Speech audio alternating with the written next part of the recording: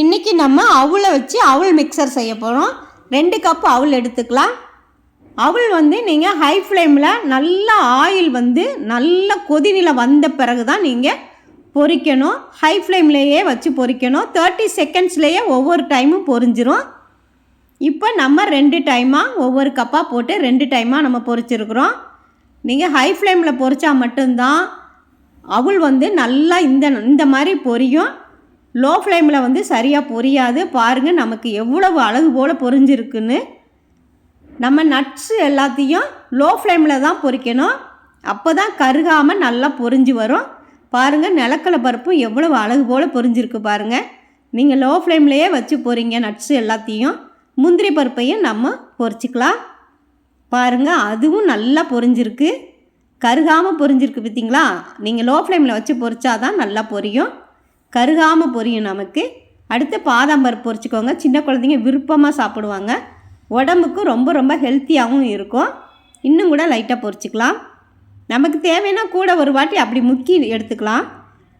இப்போ அதுவும் பொரிச்சாச்சு. பொரிகள்லையும் போட்டு நீங்கள் அதையும் பொரித்து எடுத்துக்கோங்க. டக்குன்னு எடுத்துடணும் அல்லது கருகிரும். டக்குன்னு போட்டுட்டு டக்குன்னு எடுத்துருங்க. நமக்கு எல்லா நட்ஸும் நல்லா பொரிஞ்சிருச்சு. இப்போ கருவேப்பிலையும் 6 பூண்டு பற்களையும் நசுக்கி போட்டு அதையும் நீங்கள் பொரித்து அந்த அவுள் கூட சேர்த்து வச்சுக்கோங்க. இப்போ நம்ம ஒரு மசாலா ரெடி பண்ணலாம். அந்த மசாலா ரொம்ப ரொம்ப முக்கியம். அவுள் மிக்சருக்கு 1/2 ஸ்பூன் சீனி போட்டுக்கோங்க. குட்டி உரலில் 1/2 ஸ்பூன் உப்பு போட்டுக்கோங்க. 1/4 ஸ்பூன் மஞ்சத்தூள், 1/2 ஸ்பூன் வத்தப்பொடி, 1/4 ஸ்பூன் காயப்பொடி போட்டுக்கோங்க. பெருங்காயத்தூள். இப்போ நல்லா நம்ம மிக்ஸ் பண்ணிக்கணும். அந்த சீனி நரன்னு இருக்கும். அந்த சீனி நல்லா நைஸாகிற அளவுக்கு நீங்கள் நல்லா இடித்து எடுத்துக்கோங்க. நல்லா இடித்து போட்டோம்னா தான் எல்லா சைடும் நல்லா மிக்ஸ் ஆகும். பாருங்கள் இந்த அளவுக்கு நம்ம நல்லா இங்கே பாருங்கள் சீனி நல்லா மைய நுணுங்கிருக்கு. இந்த அளவுக்கு நம்ம நுணுக்கிறணும். இப்போ நம்ம மிக்சரில் போட்டுக்கோங்க. அவுள் மிக்சரில் போட்டு எல்லா பொடியுமே போட்டுருங்க.